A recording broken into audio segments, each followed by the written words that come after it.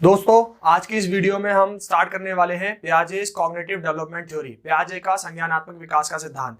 इससे पहले कि हमारी जो भी वीडियोस हैं, जो हमने पहले टॉपिक डिस्कस किए हुए हैं, वृद्धि एवं विकास और आनुवांशिकता एवं वातावरण, वो चैनल के वीडियोस में प्लेलिस्ट में पड़े हुए हैं, आप पहले उन्हें देख सकते हैं। क्योंकि इस चैप्टर को समझने से पहले आपको पहले वो चैप्टर यानी कि वो वीडियोस पहले आपको एक बार देखनी पड़ेंगी।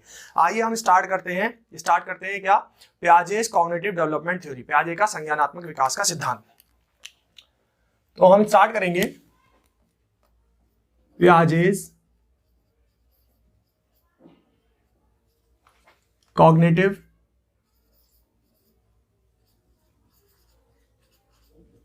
Development theory. ठीक है, थ्योरी हिंदी में कहते हैं इसको पियाजे का संज्ञानात्मक विकास का सिद्धांत। पियाजे का संज्ञानात्मक विकास का सिद्धांत, विकास का सिद्धांत। ठीक है,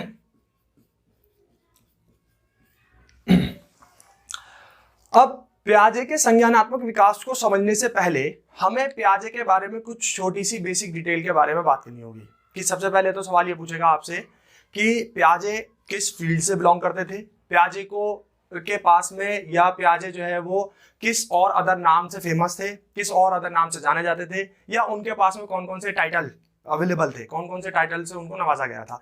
तो ये जो सारी छोटी छोटी सी बातें हैं उसके बारे में हम छोटी सी बात कर लेते हैं। तो सबसे पहली बात तो ये है कि पियाजे जो हैं ये स्विट्जरलैंड के थे। ठीक है, स्विट्जरलैंड के थे ये। ठीक है, स्विट्जरलैंड के रहने वाले थे।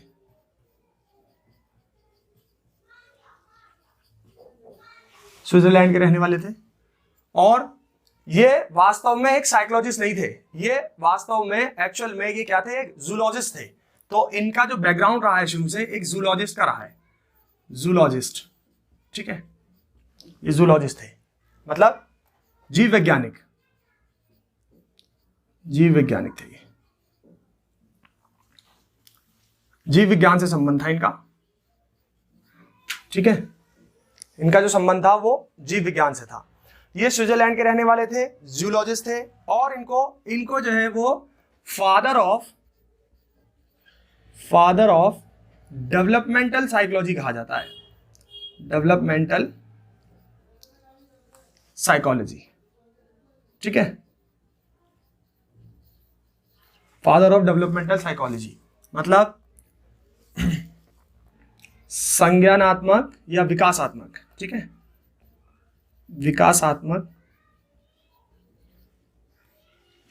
विकासात्मक मनोविज्ञान के जनक। ठीक है, के जनक कहा जाता है। ठीक है दोस्तों, तो जो पियाजे हैं, पियाजे क्या है कि इनको फादर ऑफ डेवलपमेंटल साइकोलॉजी कहा जाता है, विकासात्मक मनोविज्ञान के जनक भी कहा जाता है। और क्या खास बात है इस पियाजे के बारे में, तो पियाजे जो है वो इन्होंने वर्क किया है, वर्क विद एल्फ्रेड बिने। आपने शायद ये नाम सुना हो, एल्फ्रेड बिने बोल देते हैं, बिनेट लिखा जाता है वैसे इंग्लिश के अंदर, कि ये एल्फ्रेड बिने के साथ इन्होंने काम किया है। एल्फ्रेड बिने कौन है? एल्फ्रेड बिने के साथ काम किया है, एल्फ्रेड बिने के साथ काम किया है। एल्फ्रेड बिने ये वही शख्स हैं जिन्होंने सबसे पहले इंटेलिजेंस पर वर्क किया, और इंटेलिजेंस का पहला टेस्ट, आईक्यू टेस्ट जिसको कह सकते हैं आप, वो पहला टेस्ट देने वाले जो शख्स थे वो एल्फ्रेड बिने थे। इनके साथ काम करने वाले हैं कौन? जीन पियाजे। ठीक है, अच्छा, और क्या खास बात थी इनकी इस डेवलपमेंटल थ्योरी के बारे में, या इनके बारे में जो इनसे स्पेशलिस्ट जुड़ी हुई कोई बातें हो? जो एक बात ये कि जो जिस अप्रोच के ये इंसान हैं, जिस अप्रोच के पर ये काम करते हैं, इनको जो है वो कंस्ट्रक्टिविस्ट कहा जाता है।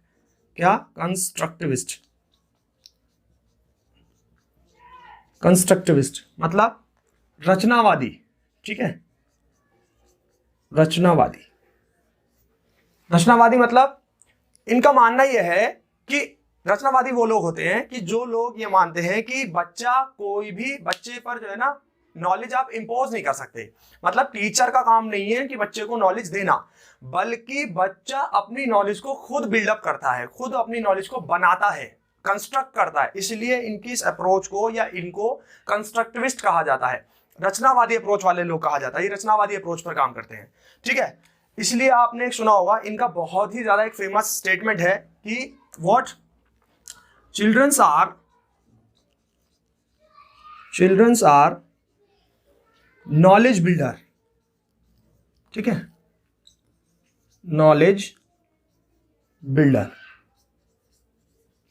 ठीक है, कि बच्चे अपने ज्ञान का निर्माण खुद करते हैं, ठीक है, बच्चे अपने ज्ञान का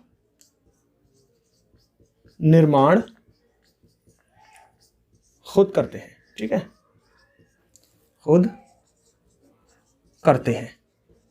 यहां तक बात आपको क्लियर समझ में आ गई होगी कि इनको प्याजे को कंस्ट्रक्टिविस्ट क्यों कहा जाता है। क्यों? क्योंकि ये मानते हैं कि बच्चे जो हैं वो अपने ज्ञान के खुद निर्माता होते हैं, अपने ज्ञान का निर्माण बच्चे खुद करते हैं। इसलिए इनका ये स्टेटमेंट बहुत ज्यादा फेमस है, चिल्ड्रंस आर नॉलेज बिल्डर। बच्चे अपनी नॉलेज को, अपने ज्ञान को खुद बिल्ड करते हैं, टीचर्स का इसमें कोई रोल नहीं होता। जैसे आप जैसे थ्योरी पढ़ेंगे तो उसके अंदर आपको चीजें धीरे धीरे समझ में आती रहेंगी।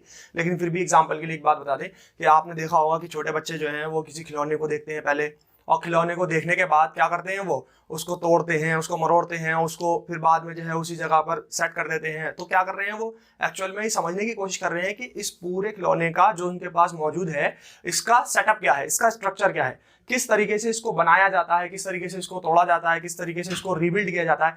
ये सारी चीजें आपको उसके अंदर देखने को मिल जाएंगी। क्लियर है बात?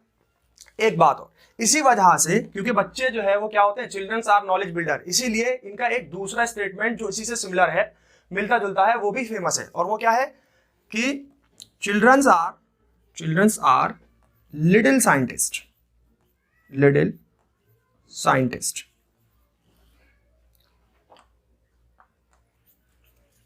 लिटिल साइंटिस्ट, बच्चे जो होते हैं वो क्या होते हैं, बच्चे नन्हे वैज्ञानिक होते हैं।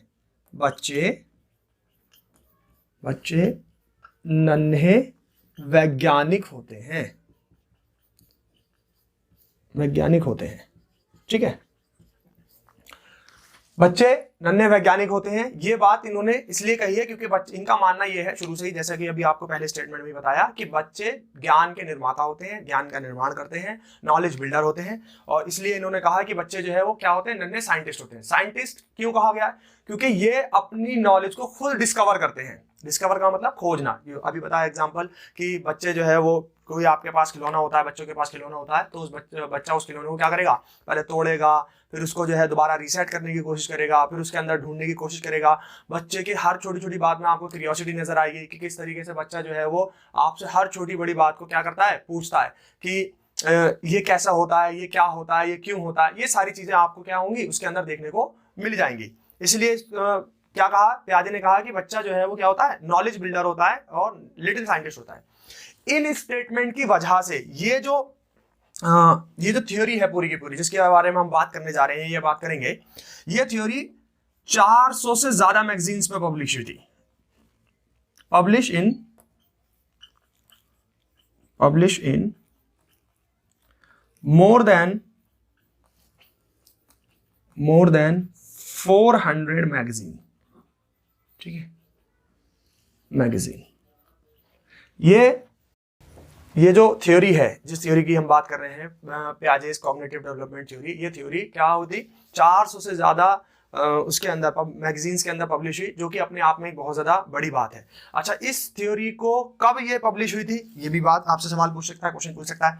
तो ये 1890 के अंदर ये थ्योरी जो है, ये थ्योरी क्या हुई थी, पब्लिश हुई थी। और इसके बारे में फिर जो है वो पूरी के पूरे वर्ल्ड वाइड इसको पब्लिश किया गया और लोगों को बताया गया कि इस तरीके से बच्चे का जो डेवलपमेंट होता है वो इस तरीके से होता है, ठीक है।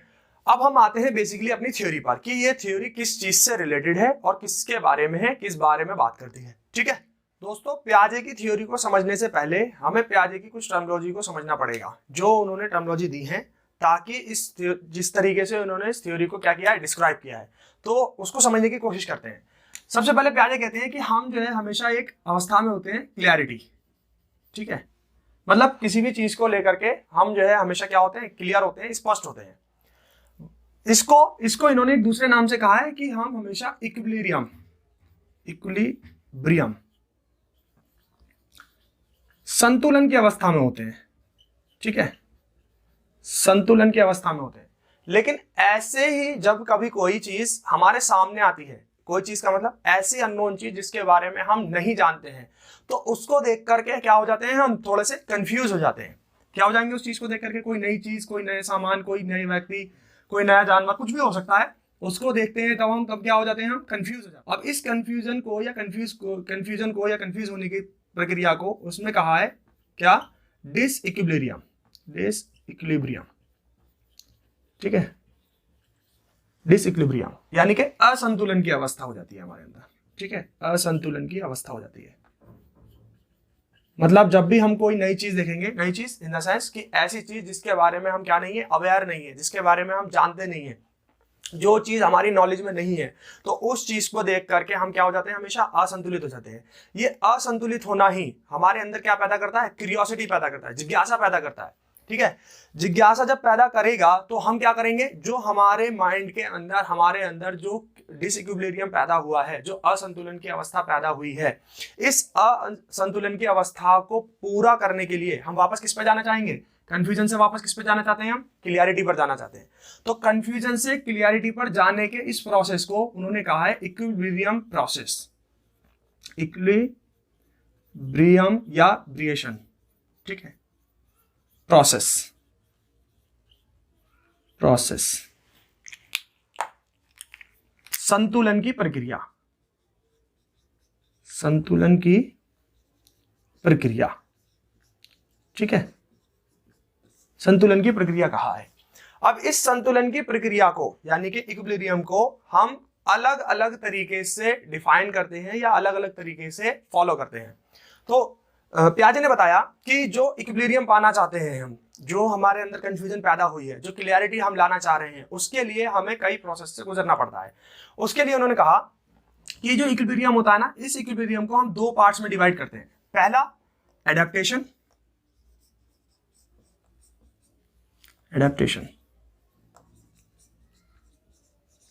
ठीक है, जिसको आप कहते हैं अनुकूलन। दूसरा ऑर्गेनाइजेशन,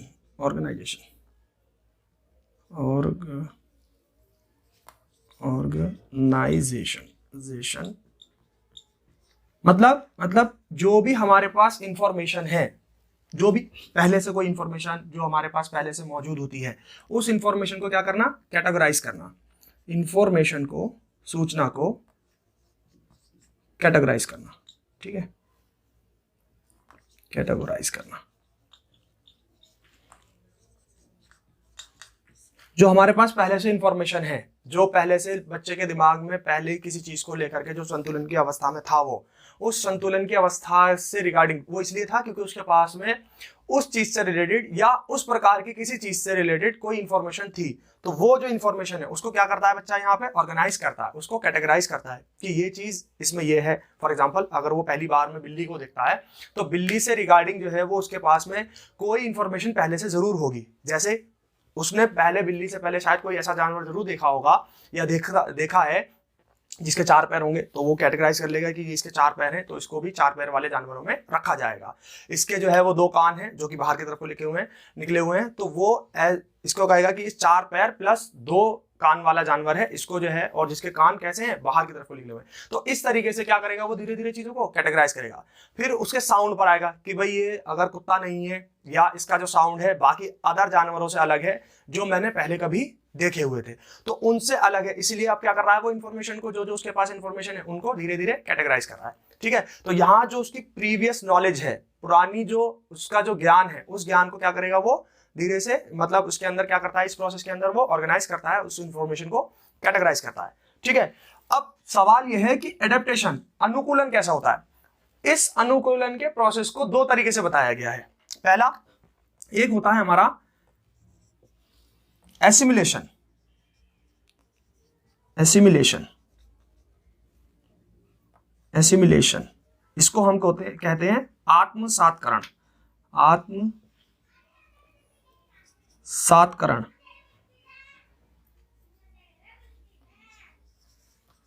या आत्मसातीकरण, एक ही बात है, वो हिंदी में आपको दोनों तरीके से नाम मिल जाएगा। दूसरा होता है हमारे पास में, दूसरा होता है आपका एकोमोडेशन,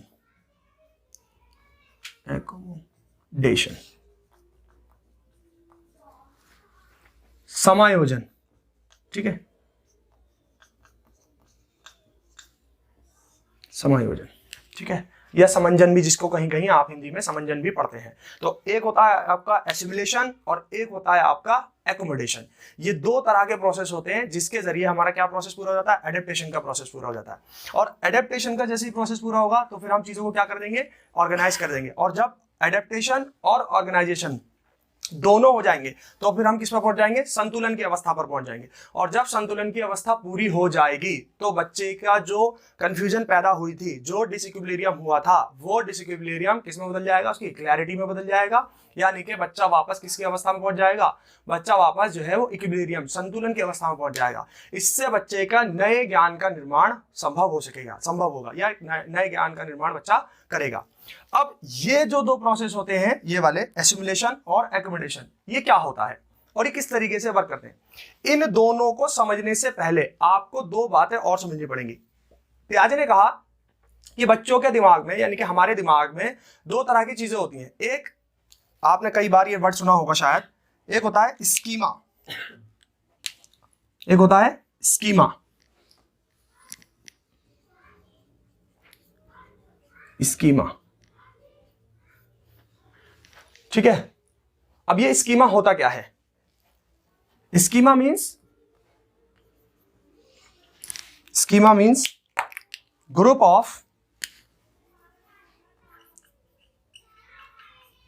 ऑफ नॉलेज। स्कीमा का मतलब होता है ग्रुप ऑफ नॉलेज, कि जो बच्चे के पास पहले से कोई प्रीवियस नॉलेज है उसका कोई ग्रुप, हो सकता है बहुत सारी इंफॉर्मेशन होती है बच्चों के पास में, कई सारी इंफॉर्मेशन होती है, कई सारे ब्लॉक्स होते हैं, उन ब्लॉक्स का कोई जो ग्रुप होगा उसको आप क्या कहते हैं, उसको आप कहते हैं group of knowledge, that means schema. इसको आप दूसरे नाम से और जान सकते हैं, block of knowledge, block of knowledge. ठीक है, ब्लॉक ऑफ नॉलेज, या कहीं कहीं आपको इसको और दूसरे नाम से और किसी अदर नाम से मिल सकता है। ये आपको मिलेगा block of previous knowledge, block of previous knowledge. तो सेम एक ही बात है, सेम ही चीजें हैं कि ग्रुप ऑफ नॉलेज कहे, ब्लॉक ऑफ नॉलेज कहे, या जो है वो आपका ब्लॉक ऑफ प्रीवियस नॉलेज कहे, या एक और वर्ड यूज कर देगा ब्लॉक ऑफ इंफॉर्मेशन, ब्लॉक या ग्रुप ऑफ इंफॉर्मेशन। ठीक है, इस सब का क्या मतलब होता है, इस सब का मतलब होता है स्कीमा, कि बच्चे के अंदर जो होती है ये स्कीमा होता है। बच्चा इन्हीं स्कीमा का इस्तेमाल करता है और इन्हीं स्कीमा के इस्तेमाल से जो है वो अपनी इंफॉर्मेशन को, जो इंफॉर्मेशन उसको हासिल करनी है, जो जिस चीज के बारे में उसको ज्ञान प्राप्त करना है, उस ज्ञान को क्या करने की कोशिश करता है, वो उस ज्ञान से अपने जो कंफ्यूजन पैदा हुई है उस कंफ्यूजन को क्लियरिटी पर ले जाने की कोशिश करता है। अब इसी से रिलेटेड एक चीज और है दोस्तों, आगे होता है हमारा, ये तो हमने पढ़ लिया स्कीमा के बारे में। अब स्कीमा के कई अलग नाम दे सकता है, वो हमने आपको बता दिया कौन कौन से नाम हो सकते हैं, कि ग्रुप ऑफ नॉलेज कह सकता है उसको, ब्लॉक ऑफ नॉलेज कह सकता है, ब्लॉक ऑफ और इंफॉर्मेशन ऑफ प्रीवियस नॉलेज कह सकता है, या ऑर्गेनाइज स्ट्रक्चर ऑफ नॉलेज कह सकता है। कुछ भी नाम दे देगा, आप उसमें से किसी एक के बारे में बात कर सकते हैं। ठीक है, लेकिन इसी से रिलेटेड और इसके जैसा एक सिमिलर होता है स्कीम्स, जिसको बोलते हैं हम लोग स्कीम्स। ठीक है, स्कीम्स। अच्छा, हिंदी वाले परेशान ना हो, हिंदी में भी इनको इसी नाम से ही जानते हैं, स्कीम्स कहते हैं इसको। ठीक है, स्कीम्स। ठीक, स्कीम्स का क्या मतलब है, स्कीम्स का मतलब है, एक छोटी सी लाइन में अगर हम डिफाइन करने की कोशिश करें, सिंगल इंफॉर्मेशन। ठीक है, सिंगल इंफॉर्मेशन सिंगल इंफॉर्मेशन। जो जैसे यहां पर स्कीमा का मतलब होता है ब्लॉक ऑफ नॉलेज, उसी तरीके से स्कीम्स का मतलब होता है सिंगल इंफॉर्मेशन। बच्चे के दिमाग में पहले से बहुत सारी नॉलेज पहले से बिल्डअप है, ऑर्गेनाइज स्ट्रक्चर है। अब उसको जिस चीज की जरूरत होगी या जिस स्कीम का वो इस्तेमाल करना चाहेगा, वो उस स्कीम का इस्तेमाल कर लेगा उसके अंदर। जैसे फॉर एग्जांपल अगर उसको जो है वो देखना है तो वो देखने वाली इंफॉर्मेशन का, देखने वाले सिंगल इंफॉर्मेशन का इस्तेमाल कर लेगा। उसको उसकी चीज के बारे में सुनना है तो वो उसके सुनने का इस्तेमाल कर लेगा। और अगर उसको किसी चीज का और अदर इस तरीके की बहुत सारी स्कीम्स होती हैं तो वो उनका इस्तेमाल करता रहता है। ठीक है, अब यहां पर पियाजे ने बताया कि बच्चे के अंदर जन्म से जो है 4 स्कीम्स होती हैं। जन्म के समय बच्चे के अंदर कितनी स्कीम्स होती हैं? 4। जन्म के समय 4 स्कीम्स होती हैं। ठीक है, 4 स्कीम्स होती हैं। कौन कौन सी? पहला, क्योंकि हम शुरू से ही जानते हैं, पियाजे हमेशा इस बात को कहते हैं कि बच्चा अपनी इंफॉर्मेशन को, बच्चा जो भी इंफॉर्मेशन हासिल करना चाह रहा है उस इंफॉर्मेशन को किसी से लेता नहीं है, बल्कि खुद क्रिएट करता है, कंस्ट्रक्ट करता है। इसीलिए वो अपने ज्यादा से ज्यादा किस चीज का इस्तेमाल करता है? सेंसेस का इस्तेमाल करता है। तो ये चारों स्कीम्स जो हैं वो हमारे लगभग किससे रिलेटेड है? सेंस से ही रिलेटेड है। तो पहली स्कीम जो होती है बच्चे के अंदर वो होती है देखना, कि बच्चा क्या करता है? चीजों को देखता है या देखना। एक होती है सुनना, ठीक है, एक होती है चूसना, और लास्टली पकड़ना। ठीक है, ये 4 स्कीम्स का बच्चा जो है वो, अच्छा कहीं कहीं पकड़ने की जगह आपको पहुंचना भी लिखा हुआ नजर आएगा, तो वो एक ही मतलब है। ठीक है, पकड़ना या पहुंचना। ठीक है, इनका सबका मतलब एक ही है। पहुंचना मींस पहुंचने से क्या मतलब है? जैसे आप किसी चीज पर रीचिंग करना चाह रहे हैं, पहुंचना चाह रहे हैं, तो वहां पर क्या होगा? वो बच्चा, उसका मतलब ये है कि उस चीज को पकड़ना चाह रहा है, मींस पहुंचना चाह रहा है। ठीक है, तो ये 4 नामों से, यानी कि ये 4 स्कीम जो है वो बच्चे के अंदर बाय बर्थ होती है, ये पियाजे ने बताया। अच्छा, अब बच्चों आप जो है वो इसका स्क्रीनशॉट ले लीजिए। अब हम आगे स्टार्ट करते हैं कि पियाजे ने इस थ्योरी को किस किस स्टेज में और कैसे कैसे जो है वो एक्सप्लेन किया है। अब हम स्टेज के बारे में बात करेंगे।